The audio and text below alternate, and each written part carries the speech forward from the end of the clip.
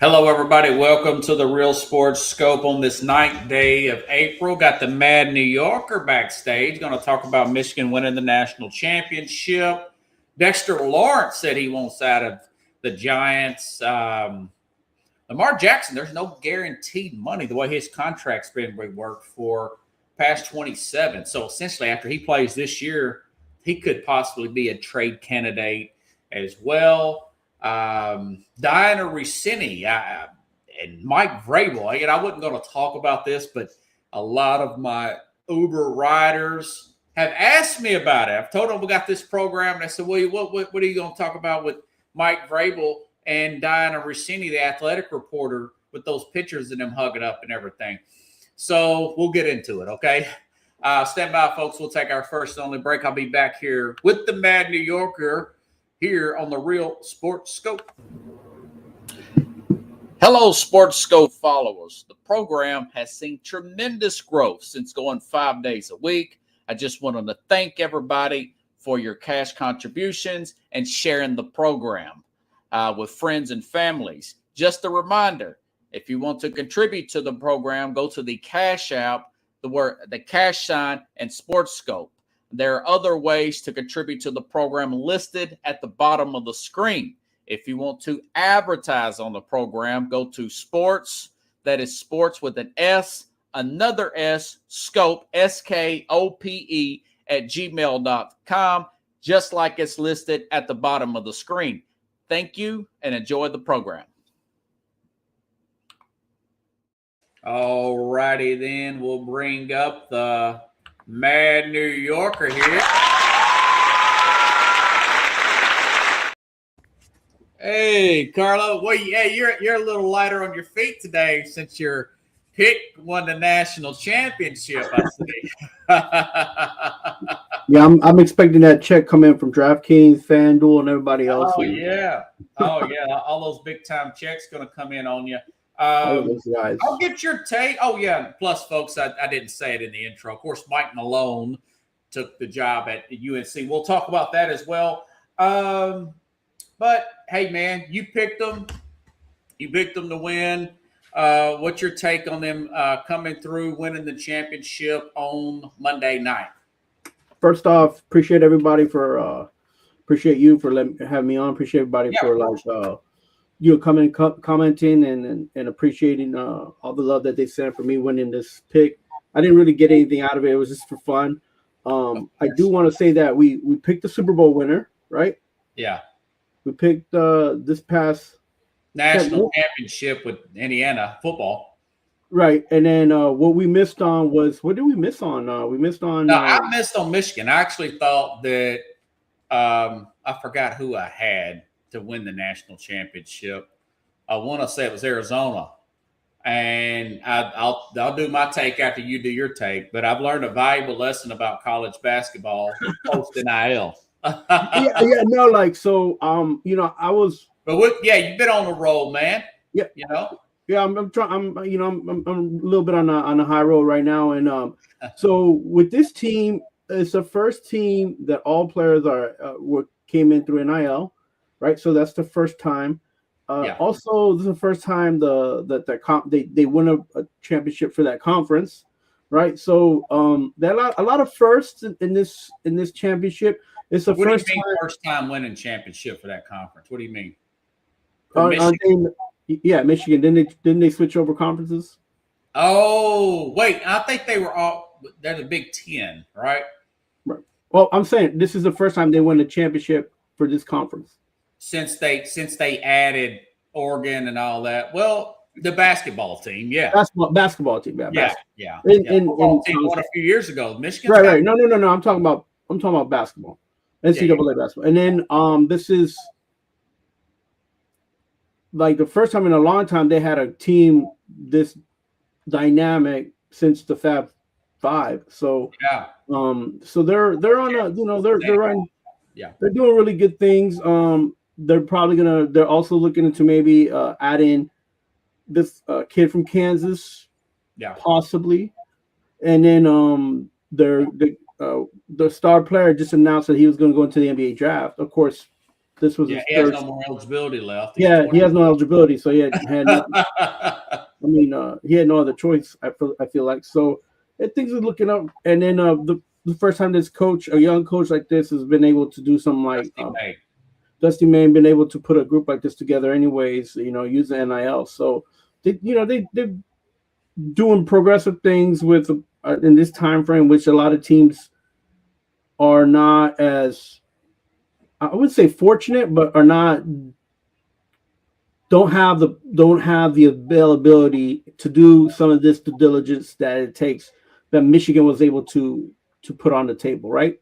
So because they had a decent coach, they got decent players, and they were able to. The thing that I saw about them, the reason I picked Michigan was that they just kept getting better. They just kept playing better together. They had a lot of balance. They had a lot of height. Even with the height, they had these guys. Three of the guys had a really good speed. So I was feeling good about like picking them for winning the national championship. And then the last thing I'm going to say is that, it was probably one of the most watched tournaments in the last 3 to 5 years. However, it was a hard watch. I was hoping it to be higher scoring, but both teams, between the turnovers and the missed shots, it kind of balanced out. And it wasn't a bad game. It just, a lot of people wanted more who are basketball fans. So yeah.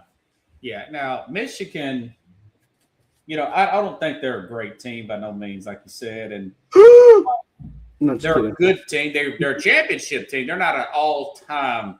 For one thing, they lost their conference tournament, and I want to say, if I'm not mistaken, 7 out of 25 national champions have lost their tournament to win the national championship conference.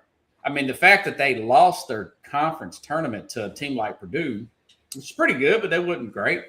They lost to Wisconsin, a team that lost to High Point in the tournament, and they did lose to Duke in a neutral site game.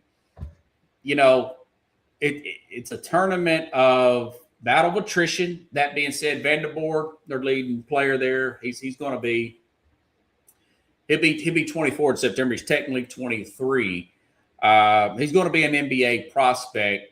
Now, mind you, he could have went to the NBA this past year, but he would have been a mid to late round, possible second round pick. In the past, he would have went if he wouldn't have get any NIL money. So now my lesson learned is I'm not taking, I don't care how many 5-star players or how well they play during the regular season, these young players choke up against these 22, 23 junior, senior-led teams like this. It's happened before. You saw the senior-led Florida team win the national championship last year. Their point guard, boy, they could have used him again this year, but he ran out of eligibility. I think he got drafted to Orlando or something. You're right. I mean, they were all transfers. I've read this. Everybody on the starting five, nobody was recruited by Michigan out of high school. What's his name? Yaxel Vanderborg, transfer from UAB. Martez Johnson from Illinois. Andy Mara, that dude is huge. That's that center white dude. It looks like he's like 8 feet tall. He transfers from UCLA. You even had a guy, this Burnett, transfer from Alabama, and of course the guard here, Elliot Cabu, transferred from North Carolina.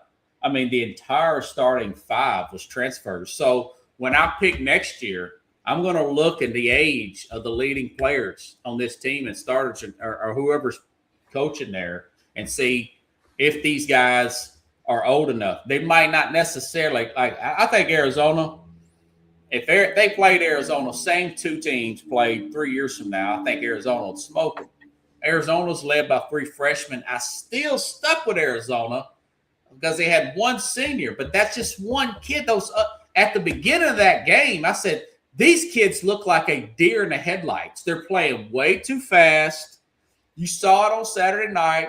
That game was over with early. It was almost like the Super Bowl with Seattle and New England. It was almost like the Super Bowl there, I could say it was over with early. I said, these guys are not going to recover. They've got that scared look on their face. And if you go back and look at Duke, Duke should have beat Connecticut, man. They coughed that game up. And Duke's already beat Michigan. They already beat Michigan in the regular season in a neutral site game. But the stakes are higher. Young kids, they just make crucial mistakes here, 18, 19-year-olds. And listen, Connecticut was not that good either. They had 5 losses, man, blowout losses. But they had a veteran-led team. So take notice to the rest of the country here. I know it didn't work out for some teams. It didn't work out for Kentucky. You know, they spent a lot of money in NIL and transfer. It didn't work out. You got to make the chemistry work. And I want to read something on Dusty May, who inherited an awful team here from one the guy that was on this Fab Five. See, this is when I go away from my notes. I make these mistakes here. Juwan Howard? Juwan Howard, yeah. Yeah, when Juwan Howard, this team was like, they were like 5. Let me see here. Let me go to my notes here. Okay. They were 8-24. They were 8-24 before May joined.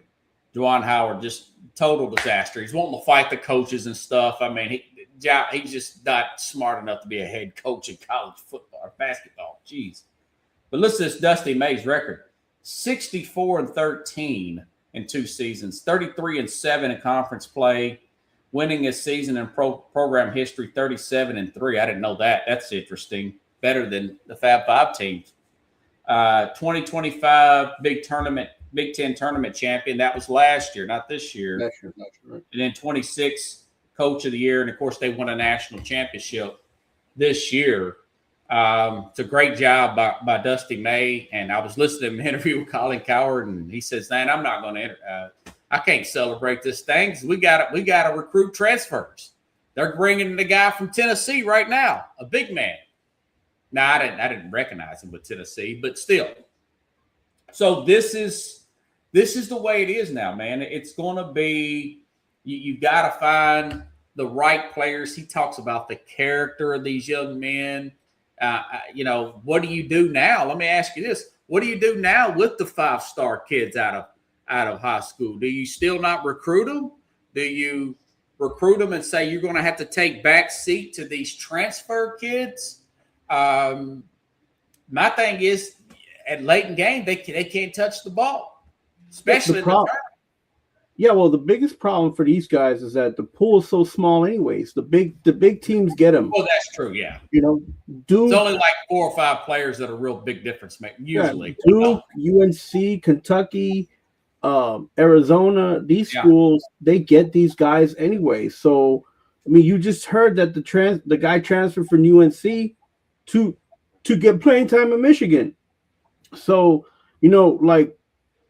there's always going to be those allotted, McDonald High School players, all those guys, they go to UNC, they go to Duke. There's not a lot of them. The 5-stars is not like you're looking at, less than 100, right? What was it, the top 100 students or something like that?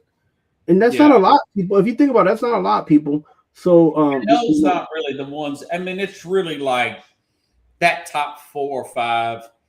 Usually, now sometimes some other players develop as a season, but it's those top 3, 4, 5, 6 guys there that really make a difference. Like the guy from BYU that's uber talented, or the one that's talented from Kansas. But you can see when it's just focused on them, and you got a bunch of average players around them, it usually these teams don't really go far in the tournament, anyways.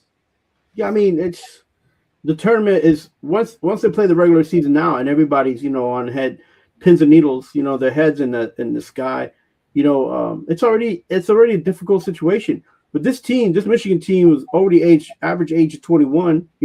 Like they're older. So they were a little bit more mature, and they were able to calm the storms, able to play in the tournament and played well. Like so.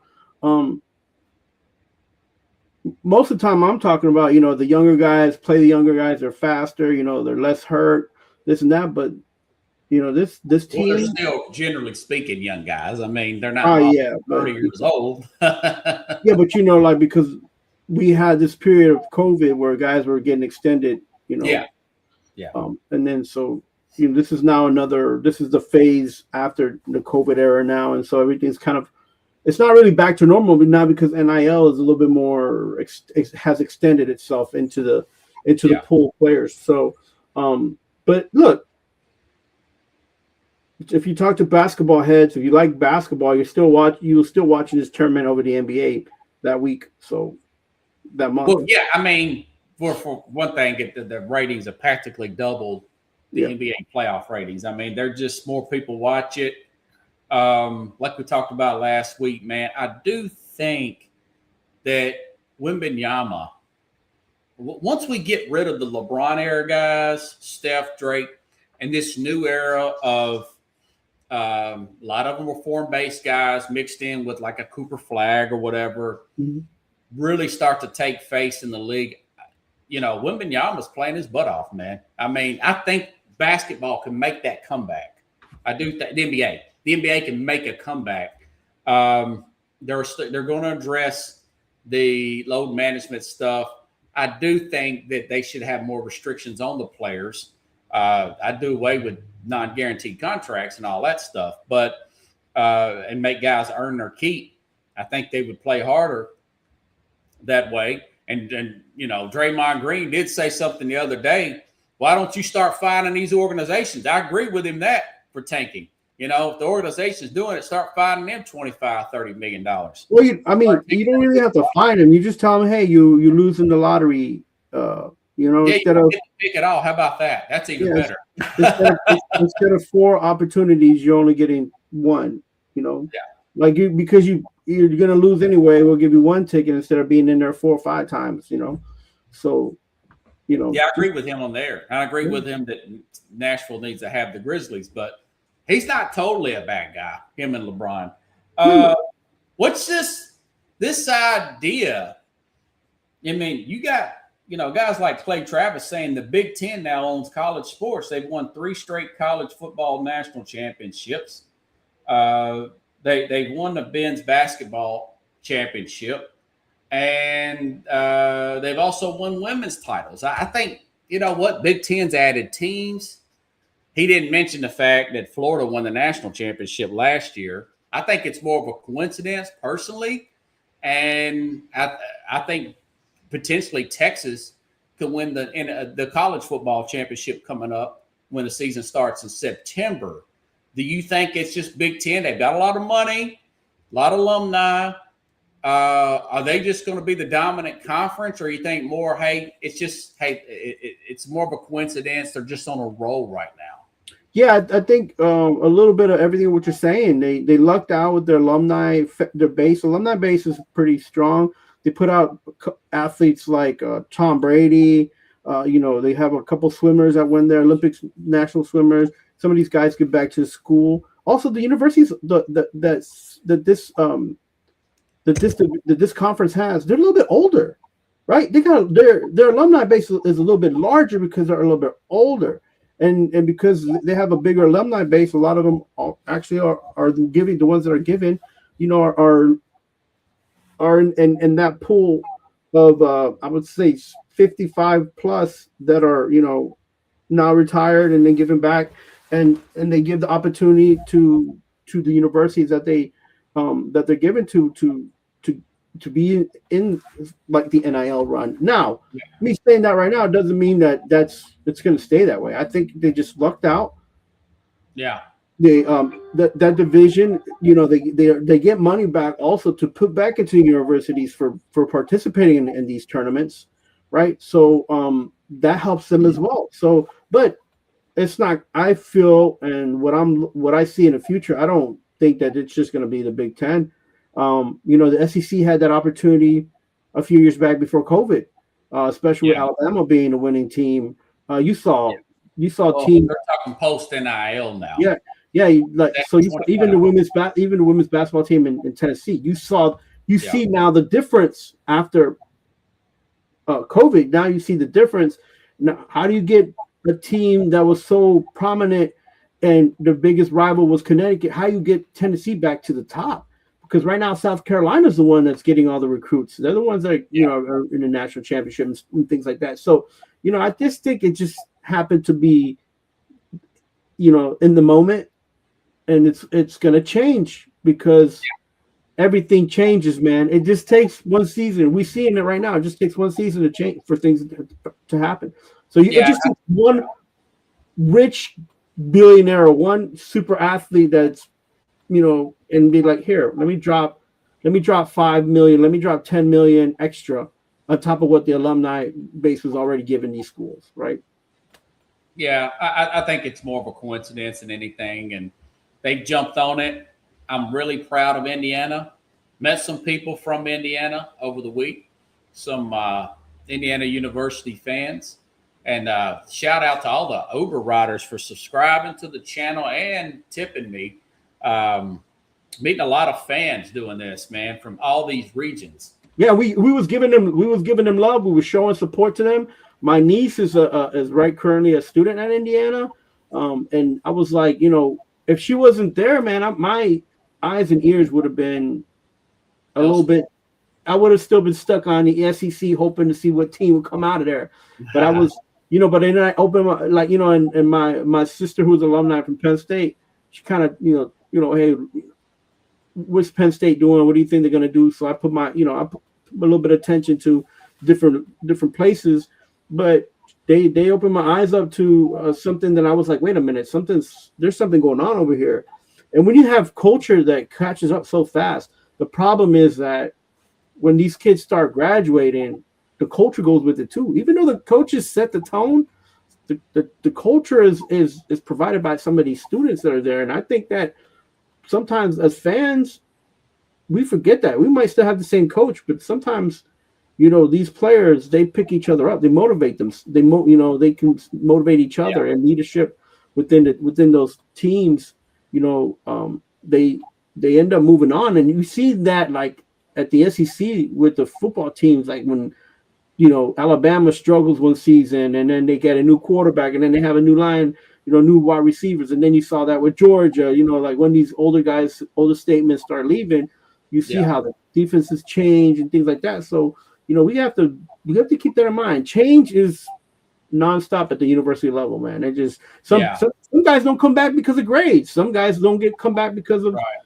something happens in the law, with them in the personal life. Sometimes, things happen. So, change is just inevitable, and right now the Big Ten just got lucky.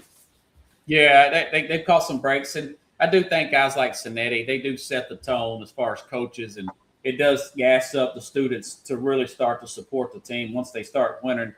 Everybody loves a winner. I think Newt Rodney said that. Going to the NFL, Lamar Jackson. Let's finish up on UNC. All right. Well, what do you got to say? We got to move on. It's 20 minutes in, brother. 2 minutes. Queens native Malone is at UNC. Nobody saw it coming. Oh yeah. Oh, I forgot. Stay with that basketball topic. Yeah. So you got a college, a pro guy going college. I do think that there's he has not coached in college before. You got a much better chance for a guy like that to be successful than the other way around. When the college guy goes pro, we've seen those completely fall on their face. Go ahead and give your take there. I almost forgot about that topic. Yeah, so Malone is from the Van Gundy tree. He did win a championship with Utah. Not Utah, with Denver, the Nuggets. I'm sorry. I'm on the wrong West Coast team. They won the championship with the Nuggets. He has had very good. He comes from good coaching regimen, which is going to help him get these kids coached up. Or what he's going to need help with is the NIL and his transfer students and making sure that they they're in the game. And I think it'll balance it out. I don't think it's a bad pick. I feel like for me, I would have waited and try to get Donovan for sure. But they did get somebody who has good pedigree in coaching and technique. This is a guy who was an assistant for the Knicks for 4 years before he was coaching at the head coaching level. So he comes from the Van Gundy tree. It's so better for him to got that Knicks job than Brown, who did get the Knicks job. Looking back after most of the season's been played, being in New York as a head coach is different than being an assistant coach, and I think it was better for him to just to take that break and not be in New York for a minute. And again, the situation with the Knicks is something totally different, especially with what Thibodeau was doing and what he was doing with it. You prefer them to go with Brown, stay with Brown, who they got now? For what the time and the situation calls for, I think it was better. It was a better deal for Brown. Okay. And probably Malone wanted to be in, but it's probably better that Brown is there. So now Malone can go to UNC and try something different. And his wife's okay with it because the daughter is also a student there at UNC and she plays volleyball, so they're good. Wow, this is going to be good. I think it's a good. Colin Cowherd uses the term transactional. Is what college sports is now. They got big donors. You got Michael Jordan there being the face, the guy that's on the logo of everybody, all these kids' shoes, young men's shoes. And this guy's going to coach defense. He's going to coach toughness. He doesn't really have to go too hardcore into recruiting. It's going to be just, hey, here, sign the check. The talent's going to be here. This is going to be huge. The ACC could take back some pride now and possibly get a championship and take one away from the Big Ten next year. I think he could make that kind of impact. A guy like him, he's got the pro pedigree. At first, I wasn't sure about it. And then I started thinking about it. Yeah, pro to college, that's a lot smoother. I don't know why more guys don't want to coach. I see guys like Dan Hurley, and I think, man, what a great move not going to the NBA, staying with Connecticut. The NBA is just – they got some – we talked about that earlier. A lot of the players don't want to be – now, some of these international guys are okay with being coached. Right. Some of the American guys are a little bit, it's like you almost have to have a former player to really be successful in the NBA as a coach, per se. And it's been like that for 30-something years. I mean, I keep forgetting that Phil Jackson played for your Knicks back in 1972 and won a championship. So this is a good hire, man. It was an under-the-radar hire. I would refer for him to get Billy Donovan. Apparently, the ownership liked Donovan. They fired some operations people, a president. So they're going to get some better players around Donovan and give him another chance to build up around, build that Bulls team. I would have left Chicago, but maybe he said, hey, if you get rid of these player people, I can coach some better talent if you bring me some better talent. And I'll tell North Carolina no, and then they went with Mike Malone. So, hey, probably worked out for everybody. What do you think about that angle of it?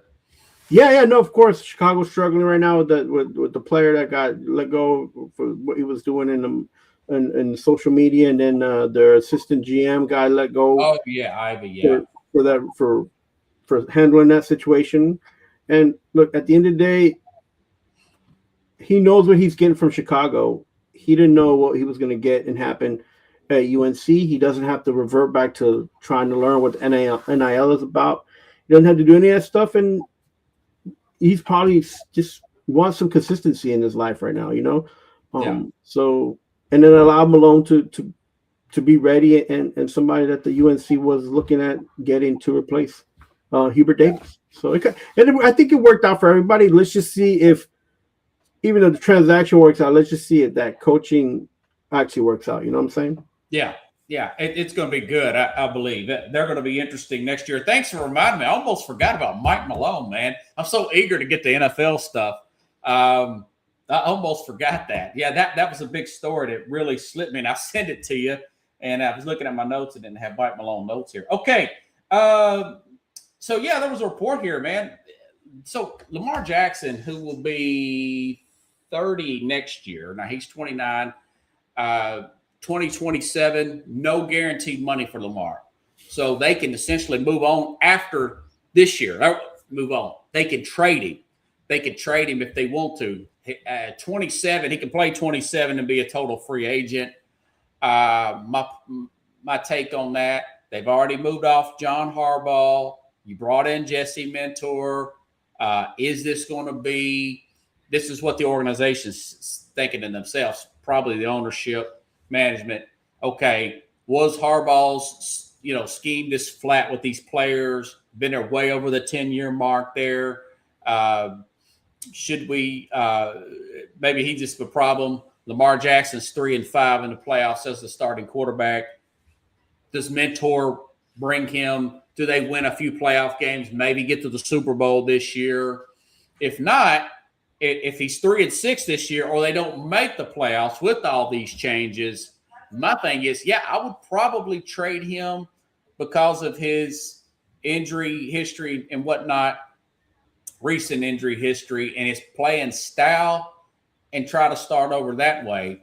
I don't know if I would try to continue to move off coordinators and try to develop, add more to them. But anyways, that's my take on that. That was a story kind of slid under the radar this week. What do you think, man? I hear baby in the background. What's your take on Jackson? Possibly the Ravens could possibly move on to him after this season. Yeah, this is a tale of two mindsets, right? What is the mindset of two-time MVP winner Lamar Jackson? He needs to step it up. He needs to get past the playoffs, and he needs to take this team to a championship run. And he needs to be there in the next 2 seasons, or he needs to be there this season, and at least in the playoffs, and to try to get to a Super Bowl. Because if not, that's it. The ownership is. I feel like if I'm the ownership, I did everything I had to do. I had the promising coach who I let stay on after he won the Super Bowl and be with this dynamic quarterback. I got all the defensive players that he asked for. I got most of all the offensive players that we needed for this quarterback. Why is there not a Super Bowl? Why haven't we gotten to the Super Bowl? So and now I'm sure it was there was the underfighting with the coach and the quarterback, and it happens on every team whenever you're paying a high paid quarterback like that, and the coach didn't feel right, didn't do right. They didn't do right by each other, and one's gone, one stayed, and the next one's going to go if there's no championship ring. If there's no championship ring, Lamar's not getting signed. He's going to get traded, and they're going to move off of him because he peaks. That's it. This is the age where running quarterbacks who are similar to Lamar, they peak. Yeah. And you can't after 30. I mean, can you imagine? I mean, Cam Newton was out in the league at like 33, wasn't he? Right. So, and it's not that you want to devalue or just take anything away from him and his MVPs and what he's accomplished. It's not about what he's accomplished, it's about what he has to do to keep his job here, right, in Baltimore. So, look, he came in ready for the involuntary workout, which is great because he usually he either was injured or he would practice in Florida and not with the team every year. Right. So this time he's there and he's showing willingness because hey, now his paycheck's gonna matter. Now what they accomplish as a team is gonna matter, and that's it. I feel like what you said, this is the last hurrah for him, and management is. You're okay with moving on so you would trade him, say if he just has another mediocre to bad season. I would have traded him 2 seasons ago because he had value. He had value. Like everybody needs a quarterback. He had value. I didn't feel like that was a good fit with him for the last 3 offensive coordinators that they had there, right? So it was like, and so he was high value. He was coming off MVP season. They could have, any team could have used him. But the problem is with quarterbacks and teams, NFL teams, and what I try to tell you and tell people is that the NFL is not there to develop quarterbacks. I've said this since we started. The Jets and the Giants ain't there to develop quarterbacks. They have young quarterbacks, but they ain't developing. You just saw this guy go to the Super Bowl and take a team to the Super Bowl who was picked by the Jets, and the Jets can develop him and do anything with him, so they let him go. Yeah. So, I don't know. It's time for Baltimore to have something different, and this is his last season. And if I'm the owner, I'd be saying that anyways. Yeah. Can you imagine playing him, Dak Prescott, $65 million a year? When you're at that level when you're 3-5 in the playoffs. Now there's a very good chance that this team could really fall off even more because they've lost their center, they've lost tight ends, they've lost defensive players. They had a trade they backed out of because they had so many holes. That's what really happened. They started looking at these players dropping like, man, dang.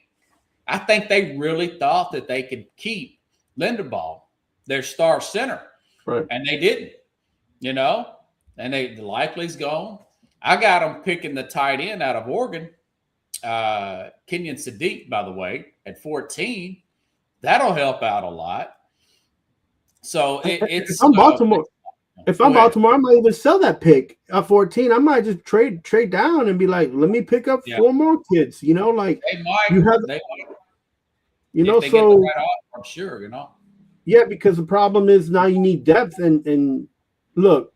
And I sat here for the last 2 seasons, even before, and I'll be like, you know what? I feel like Baltimore will be in the mix. And last year they were in the playoffs, but the year before last year they were in the playoffs. But then this year they had to win all their games. The last 7 games, they won the 6 games. They messed up the 7th game.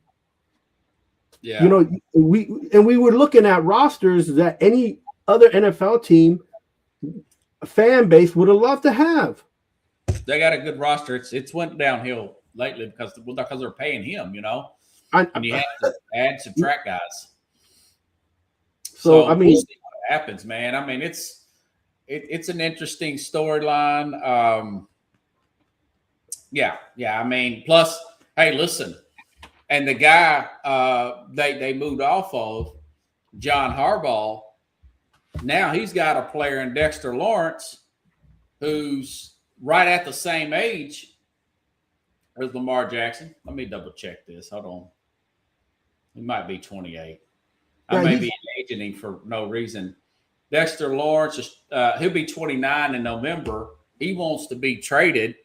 He did have a bad year last year. It was one of his worst years, but he did play under Shane Bowen, which they could not stop the run with all those talented players. Do you adjust his contract and say, hey, listen, it was just a bad scheme last year, or do you possibly trade him and get some more picks there, Dexter Lawrence, with your Giants? Look, I don't like to talk about other people's money, but if I'm ownership and I'm looking to see team wise, just go ahead and let him go, because no matter what you give him, he already came forward and said, pay me or I'm leaving. And when you have that kind of attitude, it's hard to build a good foundation and of like, and then have everybody start off the season on a good note. Like they just came and said Scatterboo's going to be back from his injury. Everything's going great. Yeah. Jackson Dart likes the fact that they picked up a good offensive coordinator and from Kansas City, and then they're up here with the new coach. Everybody's high on everything being new, and change isn't happening, right? Change is finally happening for the Giants, for the betterment of the team. And the guy goes, yo, give me good money or I'm out. So leave. Bye, Felicia. That's why. You didn't like that, did you? It's almost like he's stabbing the owner in the back and saying, listen, like he was doing everything to make sure that the team looks good, it's coming out and having positivity. And you come out here, you didn't even play that well last year, and I understood you was in the bad. So I feel like you should prove yourself and then say, listen, you saw what I could do, because I was on a better. The team was better. Now let me get give me a piece of that cake that we're all. It don't sound good now. No, and this new defensive coordinator, Denard Wilson, comes over from Tennessee. That was dreadful.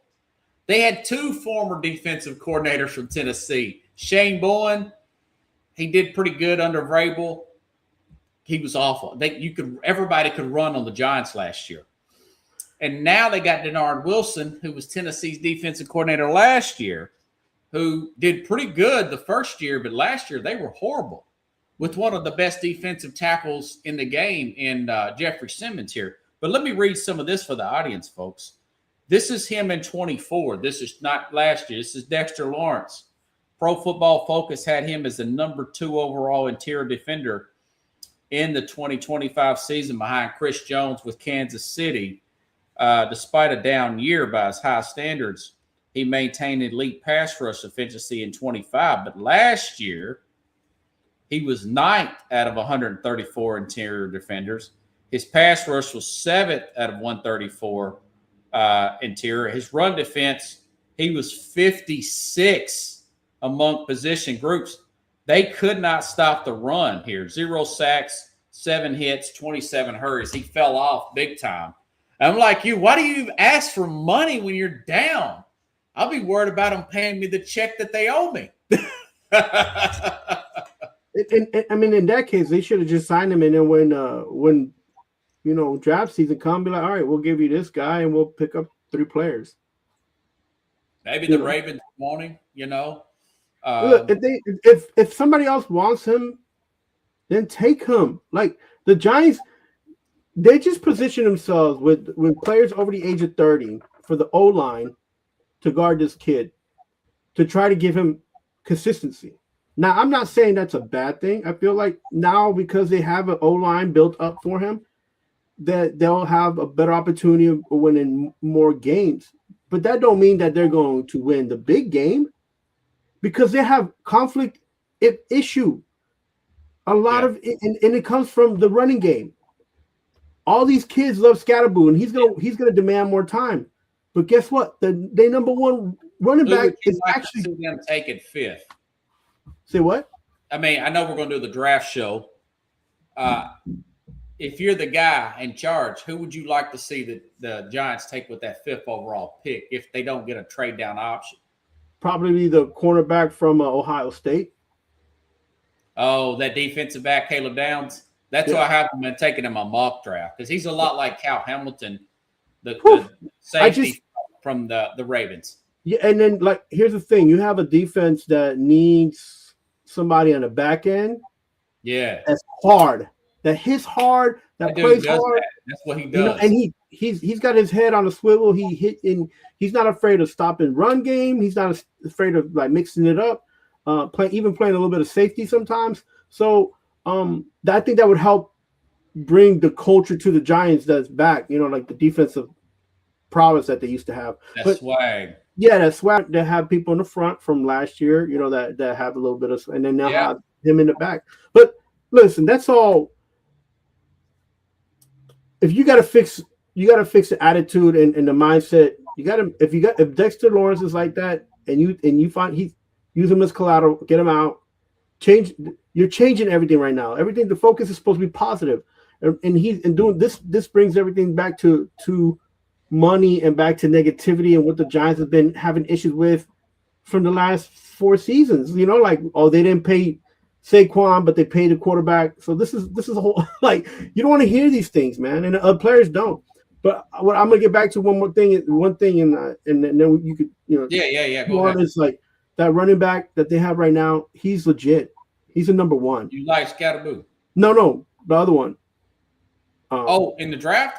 No, what's his name? What's his last name? Thias, whatever. No, not in the draft. In the current running back. Depth chart? The one in the quarterback for the running back right now for the Giants. He's legit. Oh, okay. What's his name? I forget his name. I'll find him here real quick. Yeah. Yeah, but I'm curious to see what he's not getting the love from the fan base. Oh, Tracy. Yeah, Tracy. Tracy Jr. I mean, they got Singletary back too. Yeah, nobody worried about Singletary. He's there as a. They left. They brought him back. Yeah. Tracy is a legit number 1 running back. The problem is this. This is the problem. The fan base and a lot of people like Scatterboo, which I like Scatterboo too. But the thing is that he isn't. They need to treat him. like a number one and give him his props. Now I understand Scadaboo's got energy, he's loud and all that. And I know that reckless abandonment is what I'm right, and I know that Tracy's that's not his persona.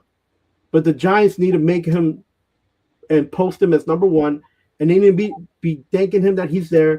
You need to do everything can. If not, and this is just me talking, use him as trade bait during the draft, because Scadaboo's not going to shut up. He's not going to change.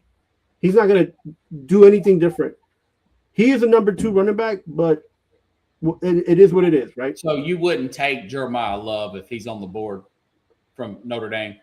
I would trade, and I would take Love. I would take him from Notre Dame, and I would move Tracy. Oh, okay. Because but if Love's on the board with Caleb Downs, would you take Caleb Downs as safety, or would you take Love? If both of them, I would still take Love because I would still take Love because I need Scadaboo to simmer down. So he needs to be, and a guy like Tracy, even though he does the hard work, he does everything. That would be a hard call because Love is considered one of the better prospects in the whole draft, but so is Caleb Downs. Yeah, but you know what? If not Love, the running back from what's this guy's name? The rookie? No, from the school. I had him listed over here. I don't have that up right now. But one of the running backs that are top 3 running backs, I would take I would There's take a drop off after Love though. Yeah, I mean no, but it's not much because I'm trying to remember what team he's on, but no, I've been studying that, man. There's a major drop off after Love this year. In the draft, if you're talking about the draft, yeah. As far as like the overall prospect rankings, Love is way up there. I don't see. I don't think any expert has any other running back considered to be a first round talent. No, but even though like that's, I think right now that's going to be the offensive problem. They'll probably go with Downs, or they possibly may go with another defensive player. They may go with Carnell Tate, the wide receiver from. No, I wouldn't go because the thing is that you need to do that. I was saying what they might do. Yeah, the thing is that you need to give Scadaboo. He needs to understand that he's a number 2. Like you gotta. Okay. You need to make sure that he understands that, because I know he's only a second-year player, though, man. I know, but would you put Scadaboo as your number 1 running back? Well, I don't want to see how healthy it is coming back from that injury like that. But you can't see. So if he's not healthy coming back from that injury, he might not be the number 1 running back. No, he's your game changer. He's the guy you need in the 3rd, 4th down. He's he's not going to help you as a number 1. Oh, you could use depth there. A lot of my writers have asked me about this when I told them I had a talk show. I wasn't even going to bring it up, but if the fans ask, you got to respond. Diana Rossini, reporter from The Athletic, was seen. There's multiple pictures all over the internet, including the New York Post, of her holding hands, hugging Mike Vrabel. Now, she says there were other people there. They were at some kind of resort in Arizona. She's there on some kind of hiking trip. He's there for some kind of scouting mission at Arizona State. Maybe they're looking at that receiver there, Jordan Tyson there. That's going to be a pick, but he's got injury problems. But anyways, so that caused a big controversy there. She's married. He's married. It looks bad. My point on this is I like Diana Rossini. I've always liked Diana Rossini. That being said, hey, man, that doesn't look good. And there's also been stuff about her dogging out her husband kind of in a jokingly manner multiple times on TV and stuff. I do think no matter what the story is, that she said it was innocent, blah, blah, blah. I do think that she does use flirtatious,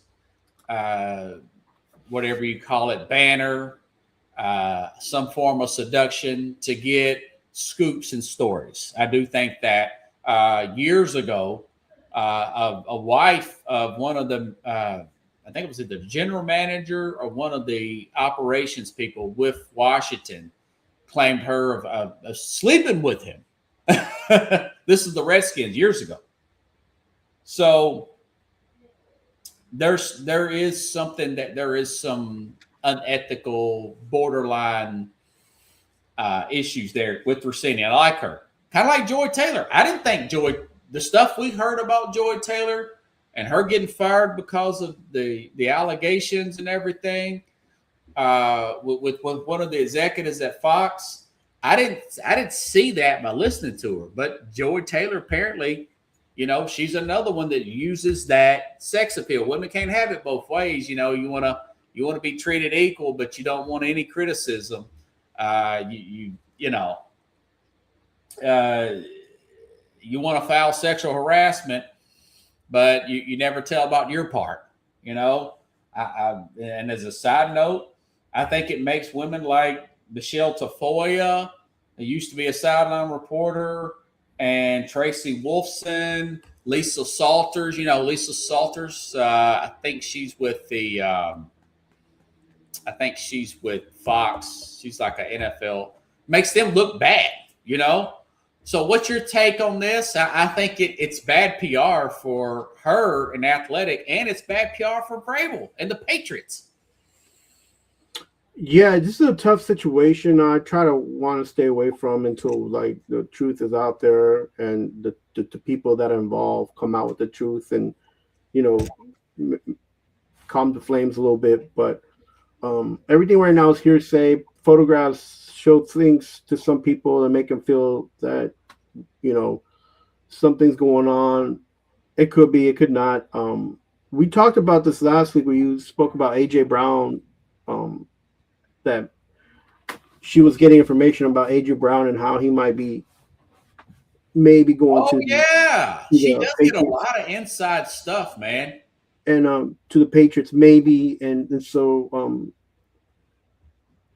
my thing is this: it's a terrible situation on both parties. Yeah,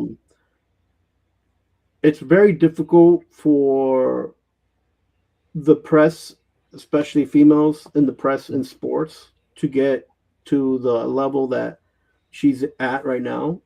She worked very hard to get there, and from what I've heard of her and how she's always been respected, and there are not many women in the NFL as in a high position in the Associated Press like she is, and so I think it's better to take a step back and just let the two parties involved figure it out. And if they want to speak on it, fine. And if they don't, fine. But at the end of the day, I think a bigger deal is the new case for the NFL and how they're cheating the fan bases and how they're being sued for not having more games available for them. I think that's a big TV. Yeah. That's another story there. The defamation there. Yeah. And I'm actually glad the Department of Justice is stepping in on that story. I don't know. Remember? Yeah. I don't know if you remember a few weeks back, I was watching. It wasn't the day that we had a show. It was the day before we had a show. I told you I was watching a panel of these owners of broadcasting about how they're broadcasting the different leagues and how much is actually available to the fan base. I don't know if you remember that. Yeah, you mentioned about blackouts and stuff. Yeah, I was texting you back and forth about it, and I'm just so. Well, you brought it up on the program last week, and you forgot how you said that, I guess, already. No, and I'm just so glad that there are. Oh yeah, blackouts. That I dislike blackouts. Yeah, I did mention that. So, and I mentioned the YouTube. You said that's very expensive. Yeah, so I'm so glad right now that they're doing that. That's going on, in a sense where I'm glad that that people find that an issue. People's personal lives and what's going on. Yeah. I know it's news bait. People like it, but I'm more of a person who's like, if there's an issue that's going on in the backside, it's private. Let them come out with the let the people know. It looks bad when even if it's all, there's no affair, nothing. The fact that she's holding the guy's hand and I don't want my I don't want her doing and if I'm if I'm Mrs. Vrabel, I don't want him getting that cozy with the reporter. Yeah, and let me just say this: it is all friendly and stuff. That's overtly. It's just unprofessional. She can't spin that. She didn't say the vocals are fake. She said we were there with friends. Well, if you're there with friends, you still hold him like that. It still is not a good look, Yeah, and we're still, and if you go on that, you're presuming negative things. But look at the end, look, he's getting it over here too. The media, some in the Boston side, from what I've heard in the last 2 days, about how the season's starting off in a disarray because of this situation that he's got himself involved in. And I'm like, finally. If he goes through a divorce, we'll know that this is a real serious deal. I think it'll all come out in the wash. Yeah, it'll all come out. But I just feel like it's there. It's something that it's on both parties, and only like she was getting the brunt of it, and it's kind of like you said, it's hard on the other representation of females and women in the sport. It makes the ones that are real professional look bad. Yeah, and it's a bad situation, and I hope for both parties that they can figure it out. And then what I want to say, because as a parent of a baby of a daughter, and also uncle of many nieces, do your thing. Don't worry about what it is, what the standard is, and go above and beyond and do your thing. And that's because what happens is that we're like, if you want to be a reporter for the NFL, go and do what you want. Go ahead and do it the right way, and just set it up where you're trying to be as professional as possible and being as successful as you can be. The problem with me saying that is I know and we understand living in a man's world, living in the man's business of sports is football, is known as a man's sport. Those are a lot of red tape, yellow tape that they have to go through. And these situations, like you mentioned, the sportscaster from Fox. I think her name is Lisa Salters. Yeah, like all these situations have happened. Like it makes it harder. More yellow tape comes up, So, but I wish the best of luck to young ladies and women who are trying their hardest to try to be in the NFL sport as Associated Press. And I've got multiple nieces that watch this show, and they know I would tell them it's very tempted. It's very tempted to use your sex appeal to get ahead. But just like it says when a cop tells you your Miranda rights, it can and will be used against you in the court of public opinion. So when you use that, and it's very tempting to do that, there's always backlash to do that. So don't go there, even though, and women have the control to say, I know what guys like and everything. I'm not going to go there. I'm not going to wear these low cut shirts. I'm not going to lean down. I'm not going to be hugging guys and grabbing their elbows and stuff. Don't even try to make it look accidental. That's what I tell my nieces all the time. They watch the show, don't, and you know what you're doing. Now, and if you're being harassed, that's a wholly different situation. Right. But a lot of women, they know what the boundaries are. They want to get an edge. They're very competitive, and they go to that angle. Somebody like Joy Taylor, I didn't think she was that tight. The more I've seen it, I've read it, and hearing her interviews now, watch the way she dressed on Colin Cowherd's show when she was there. She did that. And I think people like Laura Rutledge, she used on Fox or ESPN with SEC Nation, Paul Feinbaum, she was overly flirty. I think a lot of that, there was a there was something went viral last year during the football season, but she was doing in a Monday Night Football with Justin Herbert was walking away from her, and there was a lot of heat coming on Herbert when he was walking away from post game. And I said, no, I think that he thinks that she didn't earn that job, and he don't have a lot of respect, and he shouldn't have done that. He shouldn't have acted that way. But I think that he thinks that she's overly flirty, and it's just distasteful. I mean, I ain't saying you got to dress totally, off the wall, not wear makeup, but I think they know. I think they know. I know they know. I got enough women in my family that tell me this stuff behind closed doors. I've got 2 sisters. I've got 3 nieces. They know when a woman is being nice, and they know when she's being overly flirty. I don't want to give them too much. Just let women cut them too much slack. And undermine their intelligence either. When other women know what you're doing, and professional, and it's up to us when these situations come about that we lower the flames, we lower the attention, and we just keep it as simple as possible. Yeah. There's talks, like I know people want to hear it, the what's going on and the gossip and stuff, but this is not. Yeah, we should. I wasn't even going to talk about it, but so many people asked me about it, and she's a big time reporter, and she, like you said, breaks a lot of stories. Yeah, she's big time. It's hard to ignore that story. I just hope that for her sake, and The Athletic has backed her up. They put out The Athletic. No, The Athletic. The. Oh yeah. They backed her up, so so she'll far probably be okay. I hope so, and unless her husband files for divorce, then that'll make the news. Yeah, I just hope, like on a personal level, they figure that out. Those 2 people, Yeah, I like him and I like her. I mean, but just can't ignore the stuff. Well, we're over, man. It's a great show. Thank you for reminding me of that Mike Malone, man. That's going to be an interesting story. Queens native, by the way. Huh?